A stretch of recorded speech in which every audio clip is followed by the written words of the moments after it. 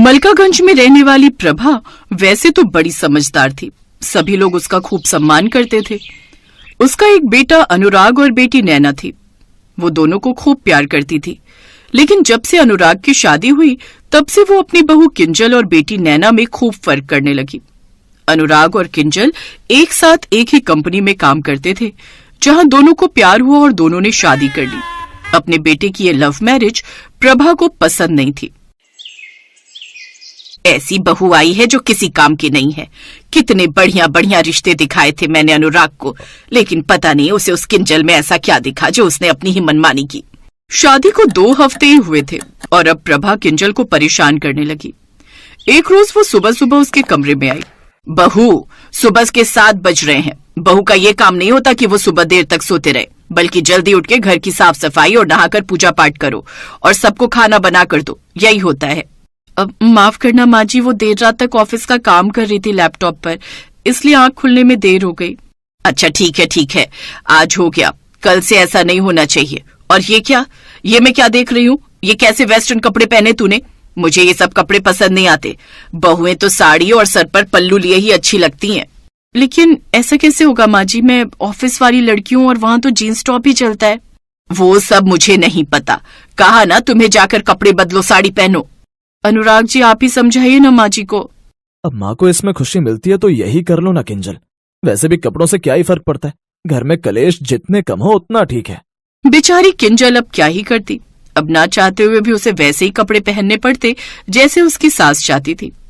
अब वो रोज सुबह तड़के उठती, पूरे घर में साफ सफाई करके नहाकर पूजा पाठ करती, फिर सबके लिए चाय नाश्ता बनाती, जिसके बाद दोपहर का खाना बनाकर रख देती और फिर तैयार होकर ऑफिस जाती।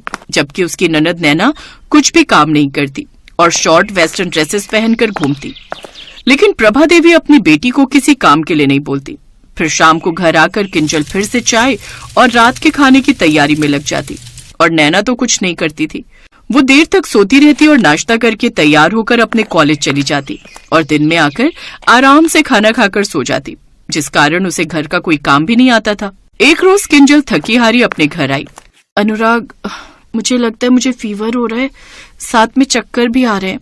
तो ऐसा करो, बुखार की दवाई खा लो और लेटकर थोड़ा आराम कर लो। बाहर हॉल में प्रभा देवी यहाँ से वहाँ अपनी बहू के कमरे से बाहर आने का इंतजार करने लगी। फिर कुछ देर बाद वो अपनी बहू के कमरे में जा पहुंची। तू महारानी यहाँ पर आराम से सोई पड़ी है, रात का खाना नहीं बनेगा क्या? माँ जी, मेरी तबीयत ठीक नहीं है। हाँ, कहाँ तू महारानी दिन भर बैग उठाकर घूम फिर कर आ जाती है और मैं बुढ़िया यहाँ खाना बनाऊं। इसीलिए तो कहा मुझे ऐसी बहू नहीं चाहिए, लेकिन मेरी सुनता ही कौन है।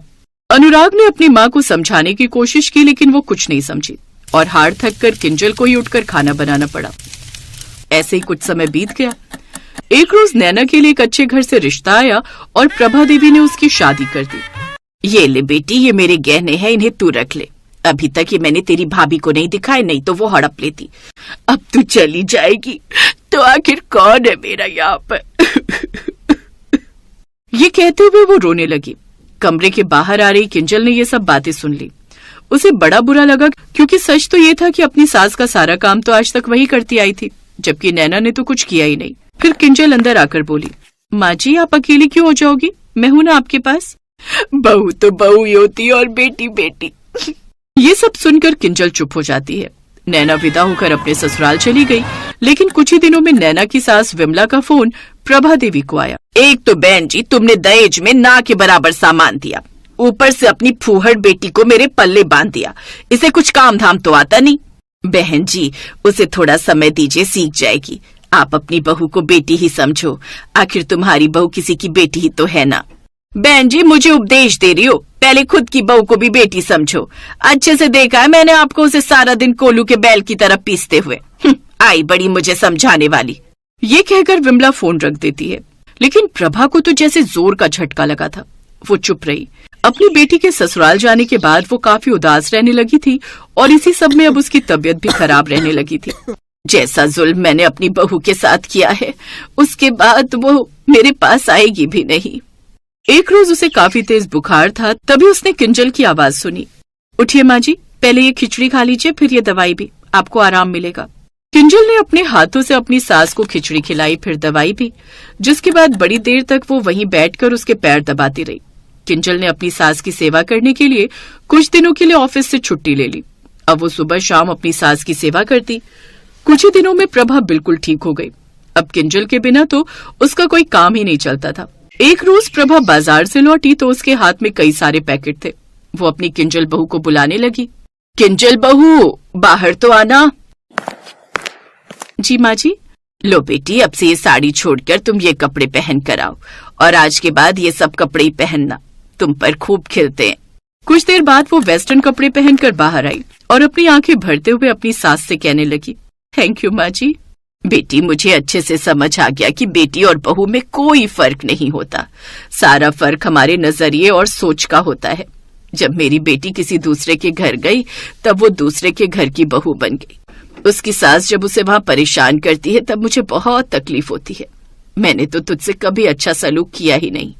मैं तो तेरी सास बनकर ही रह गई, लेकिन तू मेरी बहू से बेटी बन गई। जितनी सेवा तूने मेरी की है ना बहू, इतनी तो नैना ने आज तक नहीं की थी। जरूर कोई पुण्य किया होगा मैंने, जो तुझ जैसी बहू मुझे मिली।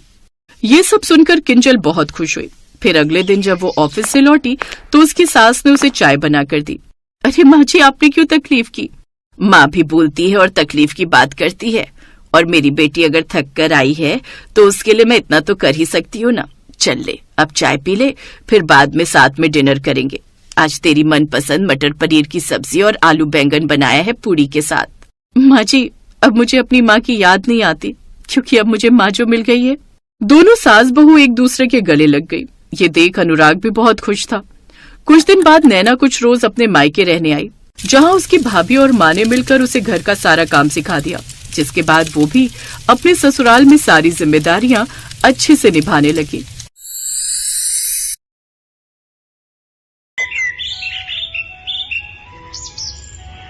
सुमित्रा देवी के पति का तो बहुत पहले ही देहांत हो गया था। अब वो अपने 2 बच्चों, बेटे रवि और बेटी नैना के साथ ही रहती थी। पहले सुमित्रा देवी अपने पति का कारोबार संभालती थी, अब रवि अपने पिता के कारोबार को संभाल रहा है।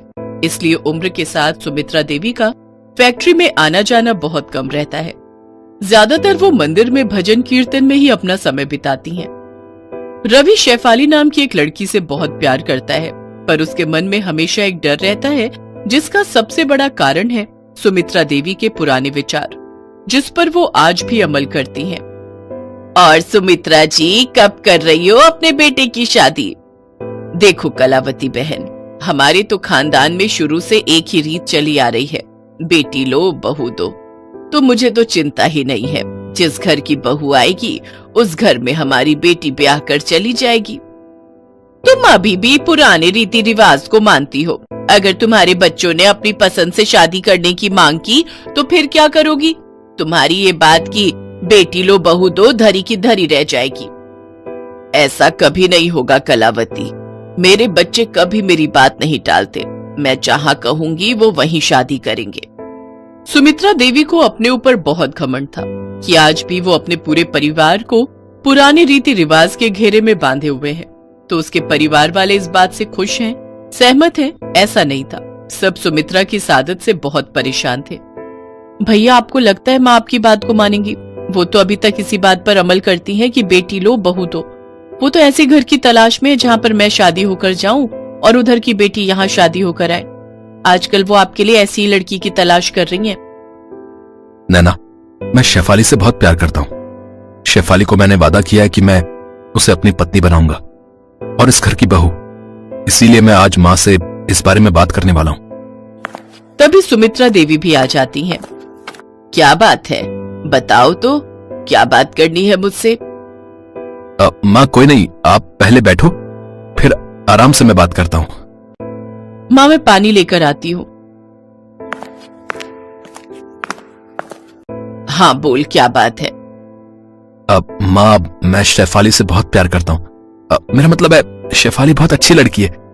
हम एक दूसरे को बहुत सालों से जानते हैं। माँ, मैं शेफाली से शादी करना चाहता हूँ। तू तो जानता है ना बेटा कि हम जिस घर से बहू लेते हैं उस घर में बेटी देते हैं। तुम्हारे दादा परदादा के समय से ही रीत चली आ रही है।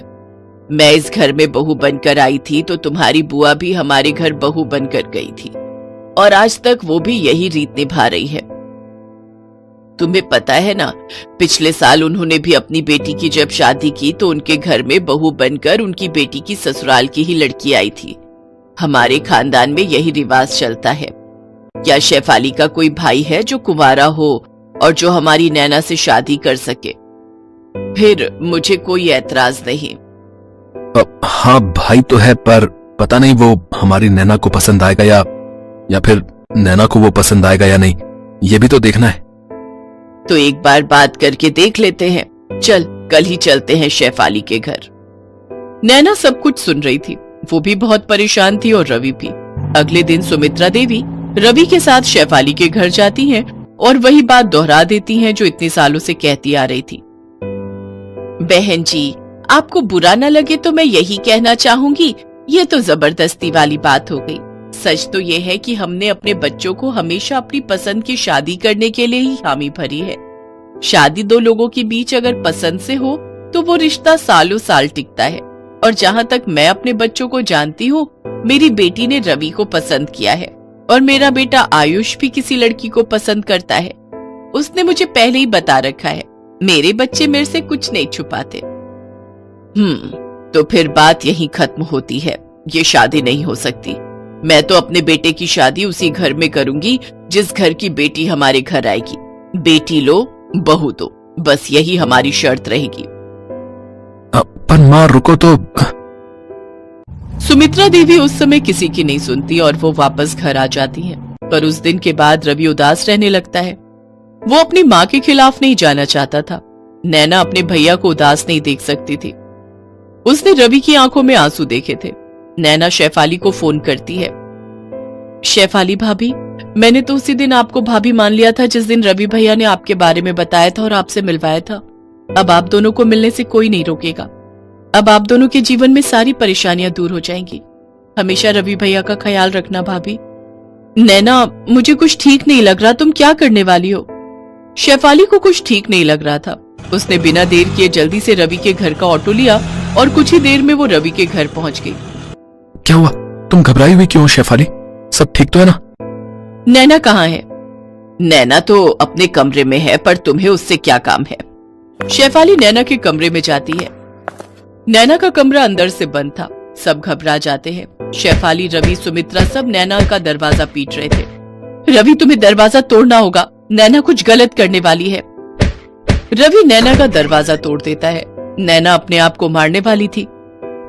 नैना, ये तुम क्या करने जा रही थी?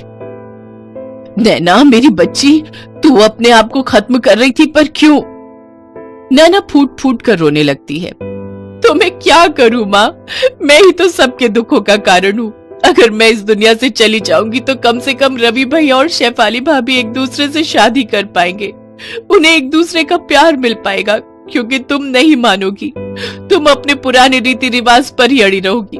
मुझे पता है मेरे जाने के बाद किसे बेटी बनाकर शादी करोगी। मैं तो इस दुनिया से चली जाऊंगी न माँ। नहीं मेरी बच्ची, नहीं, मैं अपने दोनों बच्चों के बिना नहीं रह सकती। मुझे माफ कर दो। मेरी वजह से आज मेरी बच्ची ये गलत कदम उठा रही थी। मैं ये कभी नहीं चाहूंगी। मेरी बच्ची, मुझे माफ कर दे। तुम सब मुझे माफ कर दो। जब मेरे बच्चे ही नहीं रहेंगे तो मैं पुराने रीति रिवाज का क्या करूंगी? मैं अब कोई रोक टोक नहीं करूंगी। मेरे बच्चों, तुम अपनी जिंदगी को अपने तरीके से जियो। खुश रहो मेरे बच्चों। शेफाली बेटी, आज तुमने मेरी बच्ची को बचा लिया। तुमने एक भाभी होने का फर्ज निभाया। तुम इस घर की बहू बनोगी। मैं वादा करती हूँ, अब मुझे किसी से कोई शिकायत नहीं है। बस अब मैं अपने आप को बदल दूंगी। नैना, रवि और शेफाली की आंखों में खुशी के आंसू आ जाते हैं। कुछ दिनों बाद धूमधाम से शेफाली और रवि की शादी होती है। नैना भी अपने भैया भाभी को एक साथ देखकर बहुत खुश थी।